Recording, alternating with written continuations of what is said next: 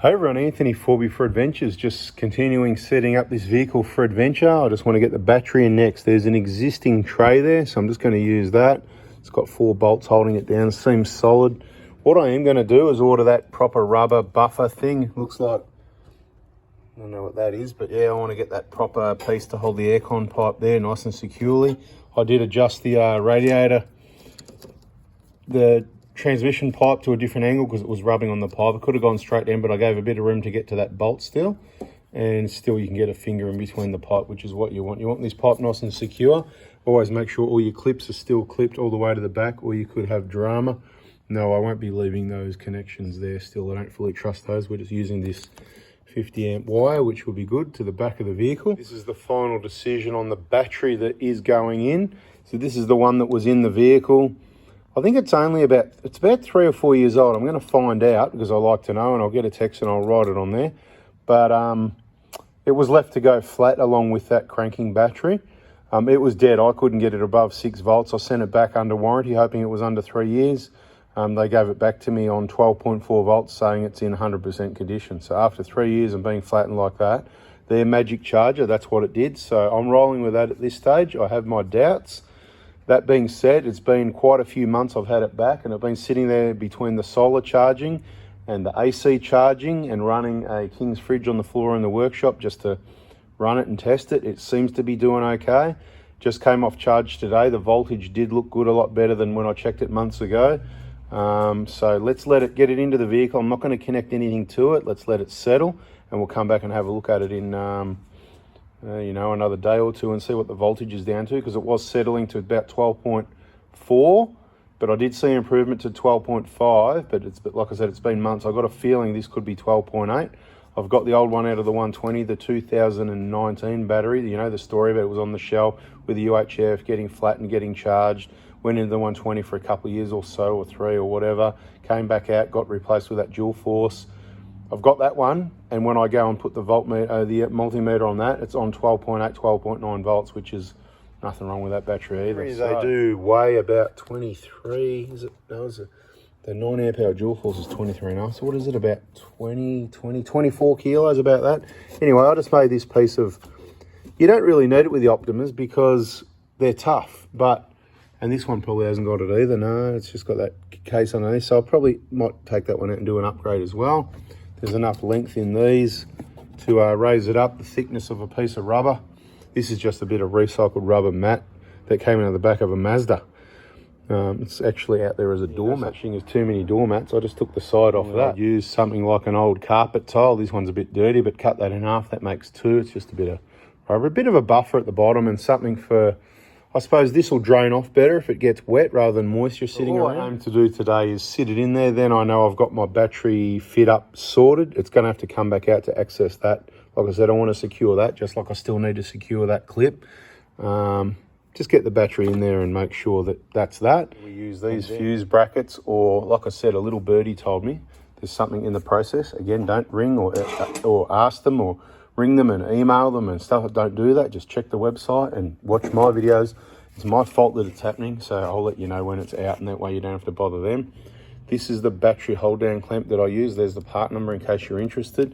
Why do I like that one? I like it because, I don't like it because it's not metric, that's for sure, but see the spread load? This is particularly good for other types of batteries, but it fits the battery really well, as you'll see. It's powder coated, so you're not going to short anything out, but see how it spreads the load across quite a bit of the battery for support. That's what I really like about it, to be honest. The handle stayed on that one because you can't get it off unless you take it off before you clip that on. So you could cut it off, but I'm happy to leave it there because it is handy to have them. And normally I kept a few, but I can't find them around the workshop anyway. So these ones I will keep, but I will take them off because they do look a bit untidy. Once the battery's in, we'll try and take it off because it's kind of in the way as well.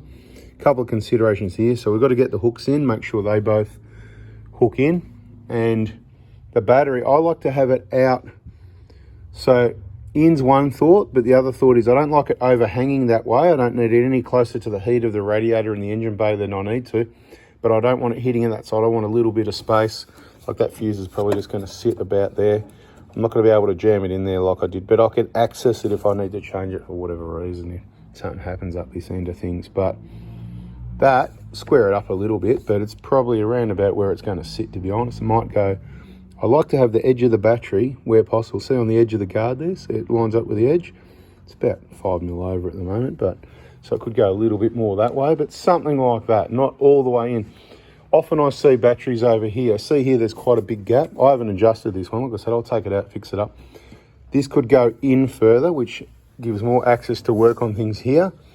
Not that you need more access. Gets it away from the heat of the radiator and the top radiator hose, putting heat to batteries in general.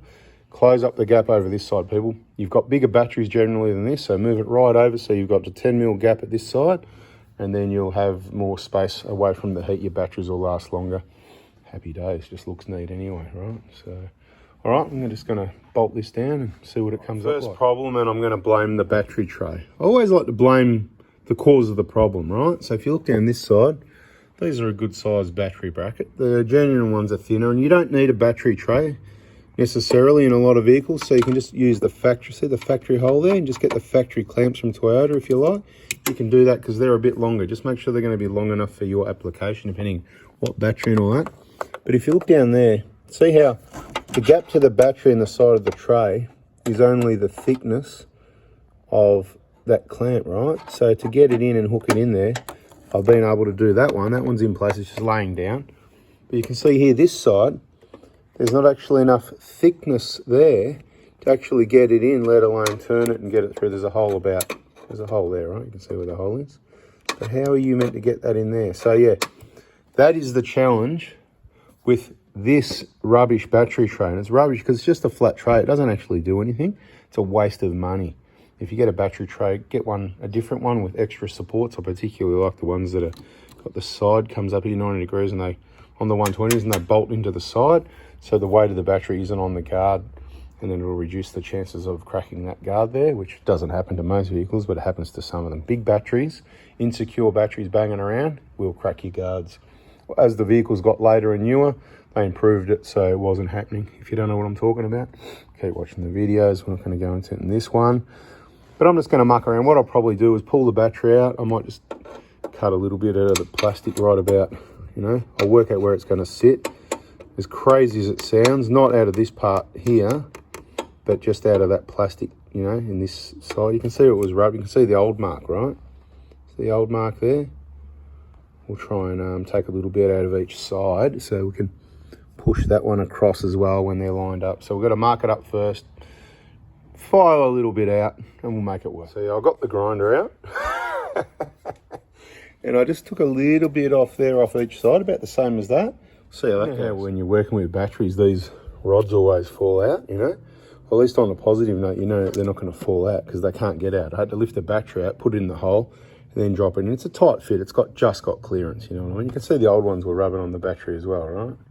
However it was set up. But anyway, fun and games. Always fun and games. Right, so that's where it is. That's not what it's going to look like, but that's what it's going to look like for now. Now, I'll tell you the problems here. So this isn't wiring it up and everything. There's multiple videos, step-by-step installation, problems and solutions. Now, a couple of things. So doesn't that battery look awesome? And the tray's solid, right? And the bracket's awesome. I'll tell you what I don't like, and are you with me? I don't like wing nuts for a start. They're the wrong color. They don't look good. Wing nuts, they just look poxy. You can just tighten them up, whatever. But I'm going to have nylock nuts on there, 100%. I'm going to put nylock nuts on there. So I'll get rid of the spring washer and the wing nut. What else looks pox? Now that I've done my final size up, I'm not going to cut them yet because if we've got those K-on electrical MIDI fuse holder bracket that goes off, we'll need a bit more. So I'm not cutting them at the moment. But what I would do if I was done and dusted here, I'd cut them down to a few millimeters longer than where the nylon of the nylock would be. Did I say nylock before? I don't like wing nuts.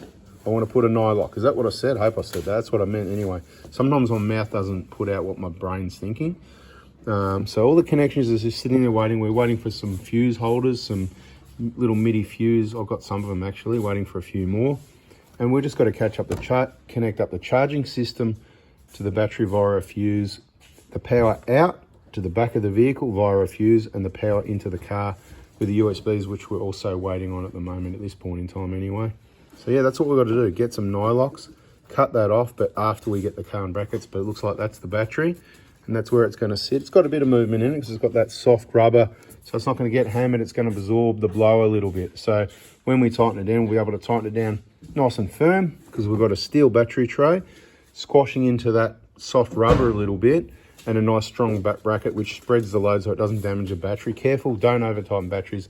On a lot of batteries, you'll crush, damage the plastic, they'll leak, all sorts of things, void your warranty. Anyway, that's the video. Once again, lots of info. Hope you liked it. Catch you on the next one. See ya.